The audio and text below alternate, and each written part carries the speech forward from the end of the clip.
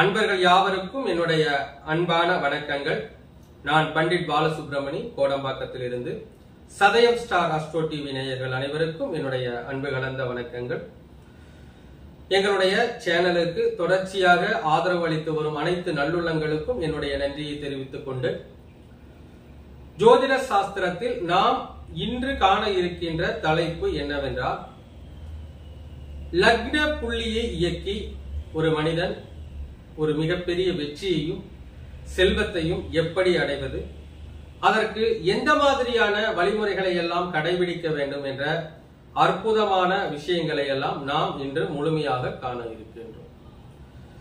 எந்த ஒரு மனிதராக இருந்தாலும் சரி, அவர்கள் பிறந்த லக்னத்தினுடைய அந்த புள்ளியினுடைய அதிபதியானவர் ஜாதகத்தில் சிறப்பாக இருக்கின்ற பொழுது, அந்த கிரகத்தை நாம் இயக்குகின்ற பொழுது கண்டிப்பாக வாழ்வில் ஒரு மிகப்பெரிய வெற்றியும் செல்வமும் உங்களை வந்தடையும். அந்த வகையிலே பார்த்தீர்கள் என்றால், முதலில் லக்ன புள்ளி என்றால் என்ன என்று பார்க்கின்ற பொழுது, ஒரு மனிதன் பிறக்கின்ற பொழுது கண்டிப்பாக ஏதேனும் ஒரு லக்னத்தில் தான் பிறந்திருப்பான். அந்த லக்னத்தில் பிறந்திருக்கின்ற பொழுது அந்த லக்ன புள்ளியானது ஏதேனும் ஒரு நட்சத்திரத்தில் தான் இருக்கும். அப்பொழுது அந்த லக்ன புள்ளி நின்ற நட்சத்திராதிபதியானவர் ஜாதகத்தில் அந்த லக்னத்திற்கு எந்த பாவகத்திற்கு உண்டானவர், அவர் எந்த பாவகத்தில் அமர்ந்திருக்கின்றார் என்பதையெல்லாம் அறிந்து, அந்த பாவக ரீதியான விஷயங்களை நீங்கள் இயக்குகின்ற பொழுது கண்டிப்பாக வாழ்வில் நீங்கள் செயல்படுத்துகின்ற எல்லா செயல்களுக்கும் ஒரு மிகப்பெரிய வெற்றி என்பது நிச்சயமாக கிடைக்கும். லக்ன புள்ளி என்பதுதான் ஒரு மனிதனுடைய அந்த செயல்பாட்டினுடைய ஆரம்ப புள்ளி. ஒரு செயல்பாட்டிற்குண்டான வெற்றியை கொடுக்கின்ற ஒரு அமைப்பு அந்த லக்ன புள்ளிக்கு இருக்கின்றது. அந்த வகையிலே சில உதாரண ஜாதகங்களை உங்களுக்காக விளக்கமாக நான் கூறுகின்றேன். உதாரணமாக, ஒரு ஜாதகர் ரிஷப லக்ன ஜாதகர் என்று வைத்துக் கொள்வோம். ஒரு ஜாதகர் ரிஷப லக்னத்தில் பிறந்திருக்கின்ற பொழுது அந்த ரிஷபத்தில் இருக்கின்ற நட்சத்திரங்கள் என்ன என்று பார்க்கின்ற பொழுது, கார்த்திகை 2, 3, 4, ரோகிணி நட்சத்திரத்தினுடைய 4 பாதங்கள், அதே போல மிருகசீர்ஷ நட்சத்திரத்தின் 1, 2 பாதங்கள் என 9 பாதங்களை உள்ளடக்கியதுதான் இந்த ரிஷபராசி. அப்பொழுது ஒரு ஜாதகர் ரிஷப லக்னத்தில் பிறந்திருக்கின்ற பொழுது ஒன்று கார்த்திகை அல்லது ரோகிணி மிருகசீர்ஷம் நட்சத்திரத்தில் தான் அவருடைய லக்ன புள்ளியானது அமைந்திருக்கும். உதாரணமாக, ஒருவருக்கு கார்த்திகை நட்சத்திரம் 4ஆம் பாதத்தில் ரிஷப லக்னத்தில் பிறந்து கார்த்திகை நட்சத்திரம் 4ஆம் பாதத்தில் அவருடைய லக்ன புள்ளி அமைகின்றது என்று வைத்துக் கொள்ளுங்கள். அப்பொழுது அவர் வாழ்வில் எல்லா விதமான வெற்றிகளையும் செல்வத்தையும் அடைய வேண்டும் என்றால், அந்த ஜாதகர் லக்ன புள்ளியாக விழுந்திருக்கின்ற அந்த கிருத்திகை நட்சத்திரத்தினுடைய அதிபதியாகிய சூரிய பகவானுடைய நிலையறிந்து இயக்கினீர்கள் என்றால் கண்டிப்பாக உங்களுடைய வாழ்வில் நீங்கள் எடுக்கின்ற எல்லா காரியங்களுக்கும் மிகப்பெரிய வெற்றி என்பது கிடைக்கும். அப்பொழுது ரிஷப லக்னத்திற்கு லக்ன புள்ளி கிருத்திகை 4 விழுகின்ற பொழுது கார்த்திகை நட்சத்திரத்தினுடைய அதிபதியாகிய சூரிய பகவான் லக்னத்திற்கு யார் என்பதை கவனிக்க வேண்டும். அப்படி பார்க்கின்ற பொழுது இந்த ரிஷப லக்னத்திற்கு 4ஆம் அதிபதியாகத்தான் சூரிய பகவான் வருவார். அப்பொழுது ரிஷப லக்னத்திற்கு 4ஆம் அதிபதியாகிய சூரிய பகவான் உதாரணமாக லக்னத்திலேயே இருப்பதாக வைத்துக் கொள்ளுங்கள். லக்னத்திலேயே சூரிய பகவான் இருப்பதாக வைத்துக் கொள்ளுங்கள். அப்பொழுது 4ஆம் அதிபதி லக்னத்தில் இருக்கின்ற பொழுது அந்த ராசி தத்துவத்தில், இந்த பிரபஞ்சத்தில் தத்துவத்தில் என்ன ராசி என்பதை கவனியுங்கள். அது என்ன ராசி என்றால் நில ராசி. அப்பொழுது 4ஆம் அதிபதி லக்னத்தில் இருக்கின்ற பொழுது, நிழல் ராசியில் இருக்கின்ற பொழுது 4ஆம் பாவகத்தில் இருக்கின்ற காரகத்துவங்கள் என்ன என்று பார்க்கின்ற பொழுது, இடம், வீடு, வண்டி வாகனம் சார்ந்த விஷயங்கள், உடை சார்ந்த விஷயங்கள், தாய் சார்ந்த விஷயங்கள் அனைத்தும் இந்த 4ஆம் பாவகத்தை சார்ந்தது. அப்பொழுது 4ஆம் இடத்தில் இடம் என்ற ஒரு விஷயம் இருக்கின்றது. அப்படிப்பட்ட அந்த இடத்திற்குண்டான சூரிய பகவான் லக்னத்தில் அமர்கின்ற பொழுது அதுவும் ஒரு நிலராசியே. அப்பொழுது எப்போது அந்த ஜாதகர் அவருடைய பெயரில் ஒரு இடம் வாங்குகின்றாரோ அன்றைய நாள் முதல் அவர் வாழ்வில் எடுத்து வைக்கின்ற எந்த ஒரு விஷயமாக இருந்தாலும் அது ஒரு மிகப்பெரிய வெற்றியை நிச்சயமாக அவருக்கு கொடுக்கும்.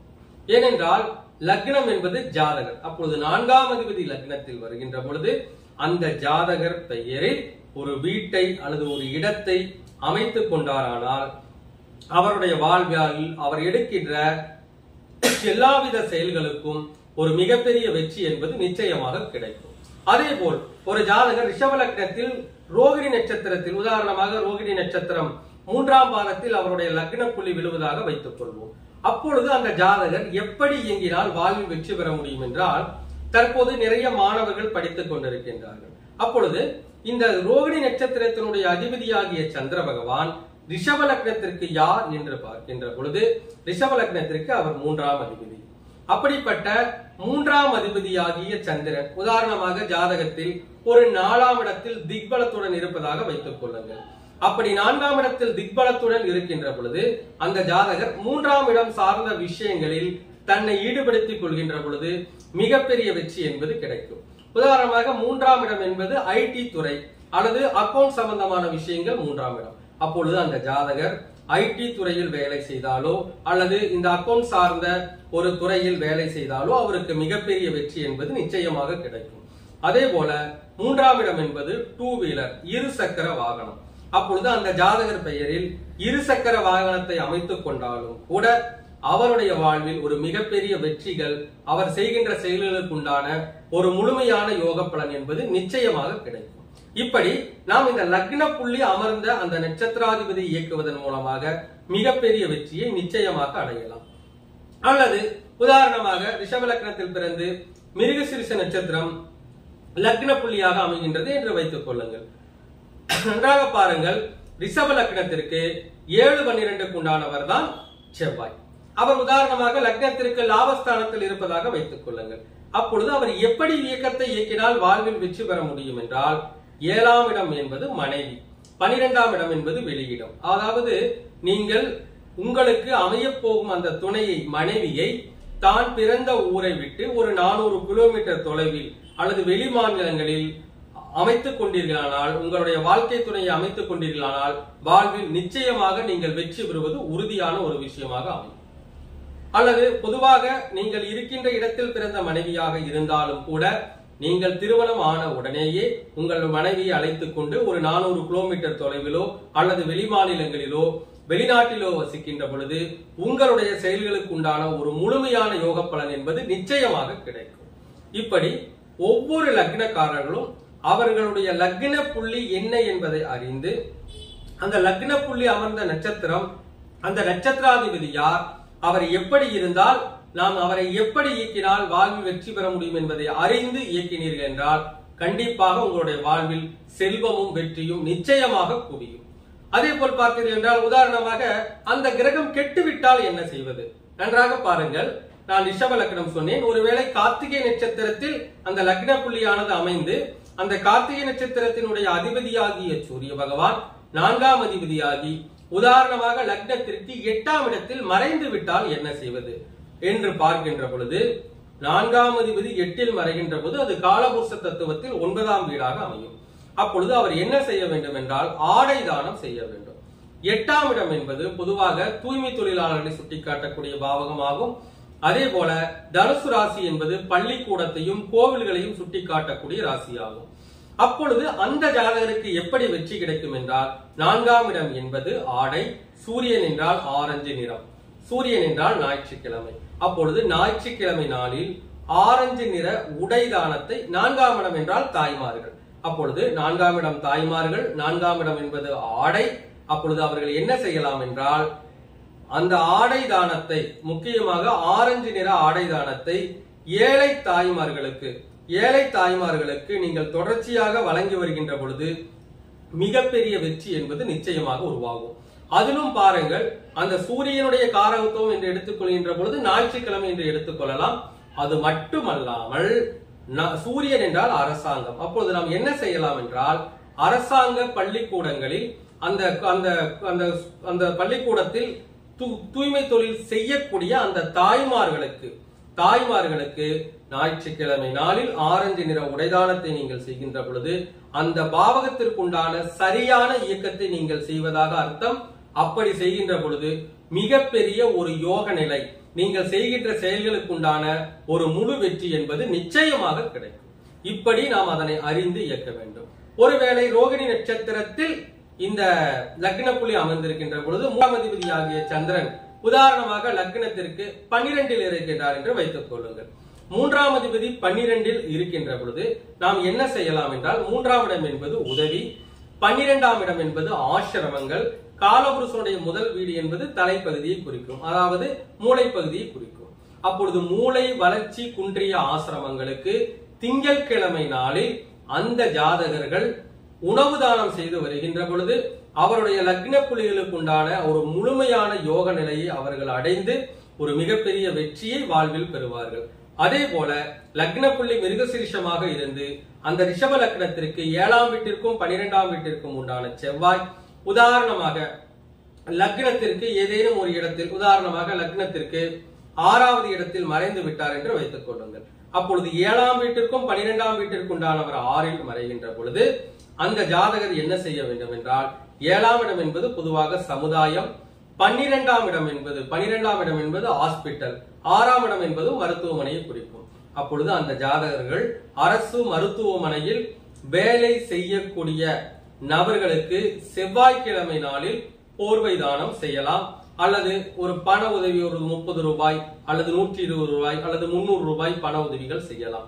இப்படி செய்கின்ற பொழுதும் அவருடைய செயல்களுக்கான வெற்றி என்பது நிச்சயமாக கிடைக்கப்பெறும்.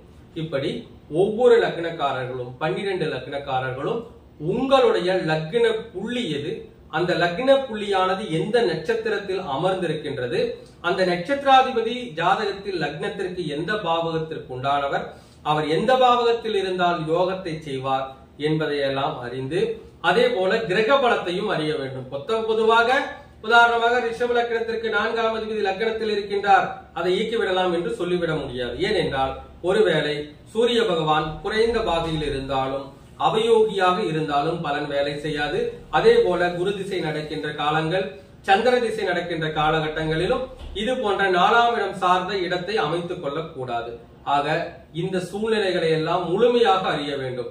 ஒரு ஜாதகத்தில் ஒரு கிரகம் வலுவாக இருக்கின்றதா இல்லையா என்பதை, அந்த அந்த பலத்தை அறிந்து நீங்கள் சரியாக இயக்கினீர்கள் என்றால் கண்டிப்பாக ஒவ்வொருவருடைய வாழ்விலும் ஒரு மிகப்பெரிய வெற்றி என்பது நிச்சயமாக உருவாகும். ஆக ஒவ்வொருவரும் உங்கள் ஜாதகத்தில் அந்த லக்ன புள்ளியுடைய தன்மையை அறிந்து ஒவ்வொருவரும் வாழ்வில் வெற்றி பெறுவதற்கான வழிமுறையை தேடுங்கள். கண்டிப்பாக ஒரு உயர்ந்த நிலைக்கு வருவீர்கள். அதே போல நம்முடைய ஜோதிட வகுப்பானது, பாரம்பரிய ஜோதிட வகுப்பானது வருகின்ற 30/5/2024 அன்று தொடங்க இருக்கின்றது.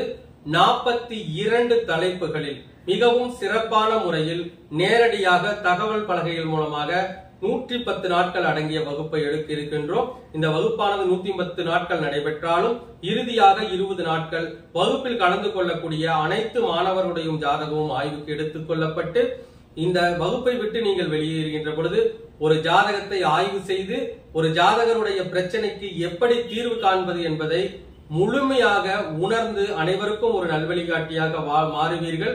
அதே போல இது ஒரு ஜூம் வகுப்பாகும். ஜூம் ரெக்கார்ட் வீடியோ வழங்கப்படும். பாடத்தினுடைய சில விஷயங்களுக்கு உங்களுக்கு PDF வழங்கப்படும். சான்றிதழ் கண்டிப்பாக கொடுக்கப்படும். ஆக அனைவரும் இந்த வகுப்பில் கலந்து கொண்டு பயன்பெறுங்கள். வகுப்பானது ஒரு மிகச் சிறப்பான வகுப்பு. அடிப்படை முதல் உயர்நிலை வரை மிக துல்லியமாக மிகச் சிறப்பான வகுப்பானது கற்றுக் கொடுக்கப்படுகின்றது. அனைவரும் கலந்து கொண்டு பயன்பெறுங்கள். மீண்டும் ஒரு பதிவில் சந்திக்கலாம்.